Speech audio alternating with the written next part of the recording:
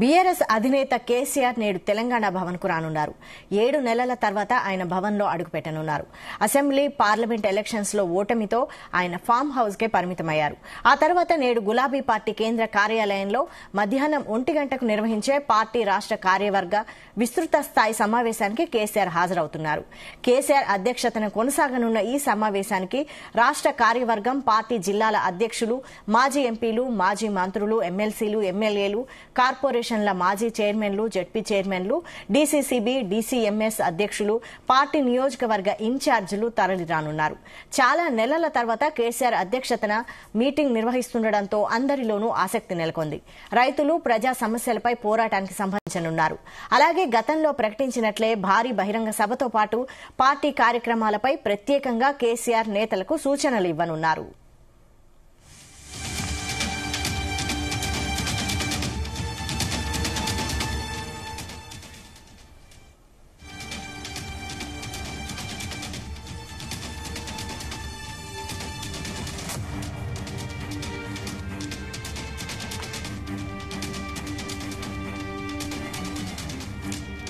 ఇదే అంశంపై మరిన్ని అప్డేట్స్ మా చీఫ్ కోఆర్డినేటర్ రాధాకృష్ణ అందిస్తారు. Radhakrishna, good morning Vaishali. చాలా రోజుల తర్వాత, దాదాపు 8 నెలల నుంచి 9 నెలల తర్వాత బీఆర్ఎస్ అధినేత మాజీ సీఎం కేసీఆర్ పూర్తి స్థాయిలో రాజకీయాల్లోకి మరోసారి రీ ఎంట్రీ ఇవ్వబోతున్నట్టుగా తెలుస్తా ఉంది. దాంట్లో భాగంగా ఈ రోజు మధ్యాహ్నం అత్యంత కీలకమైన పార్టీకి సంబంధించి విస్తృత స్థాయి సమావేశం జరుగుతా ఉంది. ఈ సమావేశంలో ప్రస్తుతం ఉన్నటువంటి ఎంపీలు, ఎమ్మెల్యేలు, మాజీ ఎంపీలు, ఎమ్మెల్యేలు, అదేవిధంగా జిల్లాకు సంబంధించిన జెడ్పీ చైర్మన్లు, పూర్తి స్థాయిలో సంబంధించిన మొత్తం కూడా పెద్ద ఎత్తున కార్యవర్గకు సంబంధించిన అందరూ కూడా హాజరు కాబోతున్నారు. పార్టీకి సంబంధించి ఈ విస్తృత స్థాయి సమావేశంలో బీఆర్ఎస్ అధినేత కేసీఆర్ పార్టీ క్యాడర్ కు ఎలాంటి సందేశం ఇస్తారు, నెక్స్ట్ తర్వాత మనం చేసే యాక్షన్ ప్లాన్ ఏమిటి, ఎందుకంటే గత సంవత్సర కాలంగా కూడా జరుగుతున్న బీఆర్ఎస్ సంబంధించి ప్రతిపక్షంలో ఉంది. బీఆర్ఎస్ ఓడిన తర్వాత కేసీఆర్ పార్లమెంట్ ఎన్నికల ముందు కాస్త ప్రచారంలో పాల్గొన్నాడు. తర్వాత పూర్తి స్థాయిలో ఫామ్ హౌస్ కే పరిమితమయ్యాడు. ఫామ్ హౌస్ లో అడపాదడప కొంతమంది ముఖ్య నేతలను కావచ్చు, కార్యకర్తలను కలుస్తూ వచ్చాడు. ఈ క్రమంలో ఇప్పుడు ఉన్నటువంటి ఒక్కసారిగా ఈ రోజు విస్తృత స్థాయి సమావేశం ఏర్పాటు చేశారు. కొద్దిగా 2-3 రోజులుగా ఏం చేస్తారంటే పార్టీకి కూడా కొంత యాక్టివిటీ పెరిగినట్టు కనిపిస్తోంది. రీసెంట్ గా బర్త్డే సంబంధించి కేసీఆర్ పుట్టినరోజు 72వ బర్త్డే సందర్భంగా రాష్ట్ర వ్యాప్తంగా బీఆర్ఎస్ క్యాడర్ పెద్ద ఎత్తున సంబరాలు చేసింది, వేడుకలు జరిపింది. సో కార్యకర్తలను కూడా స్వయంగా అధినేత కేసీఆర్ కూడా కలిశారు. ఈ సందర్భంలో మొత్తంగా కూడా మరోసారి తను పొలిటికల్ గా యాక్టివ్ కావాలి. ఈ ప్రస్తుత తరుణంలో పొలిటికల్ గా కొంత మనం ఇనిషియేట్ తీసుకోవాల్సిన అవసరం వచ్చిందని కేసీఆర్ భావించినట్టుగా తెలుస్తోంది. ఈ సందర్భం ఎందుకంటే 1 year కాలంగా కాంగ్రెస్ చేపడుతున్న అనేక కార్యక్రమాలపై ప్రజల్లో కొంత వ్యతిరేకత ఉంది.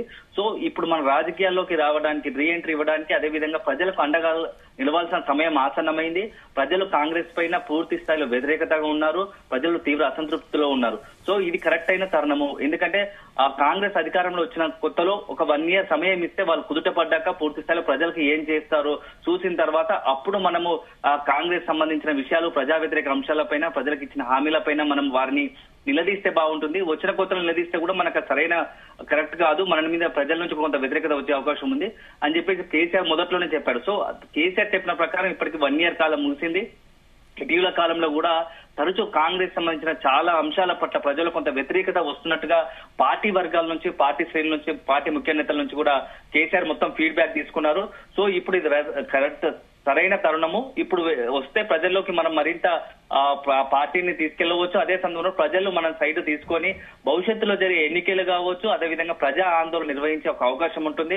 ప్రజల నుంచి మనం చేసే ఆందోళనకు మంచి స్పందన వచ్చే అవకాశం ఉంటుందని చెప్పి కేసీఆర్ భావిస్తున్నారు. ఇప్పటికే ప్రజల్లో కేసీఆర్ లేని లోటు ఎలా ఉంది, కేసీఆర్ ఉన్న 10 ఏళ్లలో ఎట్లా ఉంది, ఇప్పుడు కేసీఆర్ పోయిన తర్వాత, కేసీఆర్ అధికారం కోల్పోయిన తర్వాత, కాంగ్రెస్ అధికారంలో వచ్చిన తర్వాత ఈ 1 year కాలంలో ఎలాంటి మార్పులు జరిగాయి అని చెప్పేసి పూర్తి స్థాయిలో ప్రజల్లో ఎలాంటి చర్చ జరుగుతుందో కొంత కార్యకర్తల నుంచి, అదేవిధంగా నేతల నుంచి కేసీఆర్ ఫీడ్బ్యాక్ తీసుకున్నట్టుగా తెలుస్తోంది.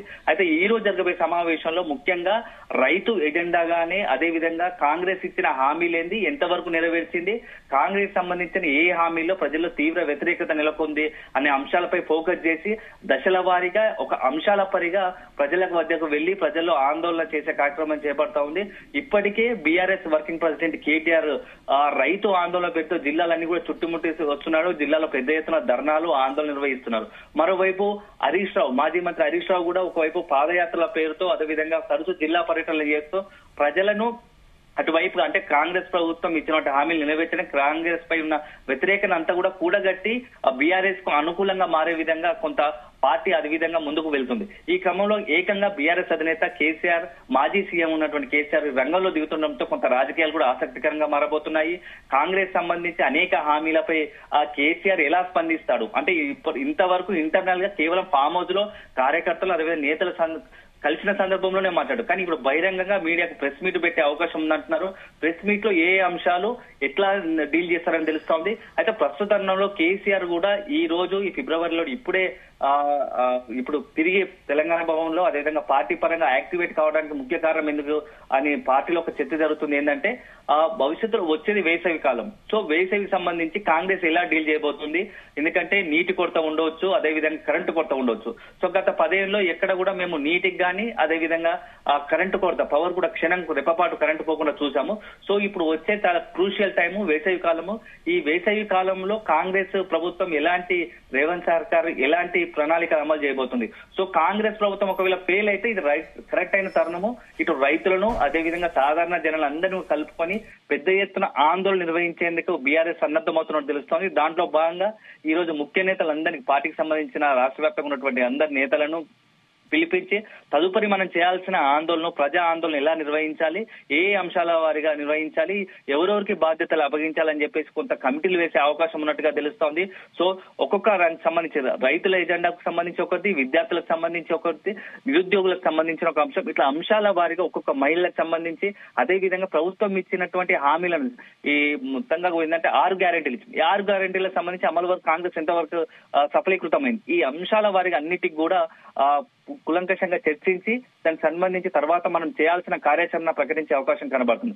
అదే సమయంలో ముఖ్యంగా మరొకటి ఏంటంటే ఇప్పటికీ టీఆర్ఎస్ అంటే టీఆర్ఎస్ పెట్టి అదేవిధంగా బీఆర్ఎస్ మన 25 సంవత్సరాలు అవుతుంది. గులాబీ పార్టీ ఏర్పడి 25 సంవత్సరాలు కలుగుతుంది. సో ఈ 25 సంవత్సరాలు ఏర్పడిన దరిమిలా పెద్ద ఎత్తున ఒక బహిరంగ సభ నిర్వహించాలనుకుంటుంది. ఆ బహిరంగ సభను కూడా సంబంధించి వేదిక ఎక్కడ ఉండాలి, ఏం చేయాలి, సభకు ఎంతమంది జనాలను తీసుకురావాలని చెప్పేసి సమీకరించాలని చెప్పేసి కూడా కొంత క్యాడర్ కు దిశానిర్దేశం చేసే అవకాశాలు కనబడుతున్నాయి. అయితే ముఖ్యంగా వరంగల్, ఉత్తర తెలంగాణ కేసీఆర్ కంచుకోట లాంటిది మొదటి నుంచి ఉద్యమం నుంచి కూడా ఎక్కడ ఏ బహిరంగ సభ జరిగినా వరంగల్ ఆర్ కరీంనగర్ ఈ మొత్తంగా ఉద్యమం నుంచి కూడా మొన్నటి వరకు అధికారంలో ఉన్నంత వరకు కూడా ఉత్తర తెలంగాణ టార్గెట్ ముఖ్యంగా కరీంనగర్, వరంగల్ ఈ 2 జిల్లాల్లో బీఆర్ఎస్ అనేక బహిరంగ సభలు నిర్వహించింది, లక్షలాది మందిని సమీకరించింది, సభలు సక్సెస్ చేసింది. సో ఇప్పుడు కూడా మరోసారి ఉమ్మడి వరంగల్ జిల్లాకు సంబంధించి వరంగల్ జిల్లాలో ఒక ప్రాంతంలో గతంలో ఉన్నటువంటి ఉమ్మడి వరంగల్ జిల్లాకు సంబంధించి ఒక ప్రాంతంలో పెద్ద ఎత్తున భారీ బహిరంగ సభ నిర్వహించి లక్షలాది తెలంగాణ వ్యాప్తంగా ఉన్నటువంటి లక్షలాది మంది జనాన్ని సమీకరించి కాంగ్రెస్ ప్రభుత్వం ఫెయిల్యూర్లను అంటే వైఫల్యాలను ఎండగట్టే ప్రయత్నం చేయాలనుకుంటుంది. సో ఇక అది త్వరలోనే ఈ బహిరంగ సభ కూడా ఉండబోతున్నట్టుగా తెలుస్తోంది. ఆ బహిరంగ సభ తేదీని కూడా ఈ రోజు వేదిక అదేవిధంగా తేదీని కూడా ఖరారు చేసే అవకాశం కనబడుతోంది. మరోసారి బీఆర్ఎస్ అనేది ఉద్యమ కార్యాచరణ ప్రకటించే అవకాశం కనబడుతోంది. ఎందుకంటే 10 సంవత్సరాలు దశాబ్ద కాలం పాటు అధికారంలో ఉంది. కేవలం ప్రజాపాలన అందిస్తూ ప్రజలకు అవసరమైన సంబంధించిన అనేక కార్యక్రమాలు చేపట్టింది. సో గతంలో ఉద్యమంలో ఉన్నటువంటి ఉద్యమ కార్యాచరణ చేపట్టింది. ఇప్పుడు మరోసారి అలాంటి కార్యాచరణతో ప్రజల్లోకి చేరువై ప్రజల్లో ఒక అవగాహన కల్పించి మరోసారి పార్టీని బలోపేతం చేయాలనుకుంటుంది. ఇంకో ముఖ్య విషయం ఏంటంటే త్వరలో స్థానిక సంస్థ ఎన్నికలు కూడా జరగబోతున్నాయి. ఈ స్థానిక సంస్థల ఎన్నికల్లో కూడా కొంత సక్సెస్ కావాలంటే ఇలాంటి నిర్ణయాలు తీసుకోవాల్సిన అవసరం ఉందని కేసీఆర్ భావిస్తున్నట్టుగా తెలుస్తోంది. అందుకోసమే ఈ రోజు విస్తృత స్థాయి సమావేశం ఏర్పాటు చేసి మొత్తంగా కూడా ఈ యొక్క పార్టీ క్యాడర్ ను ఉత్సాహపరిచే అవకాశం ఉన్నట్టుగా తెలుస్తోంది. Thank you Radhakrishna.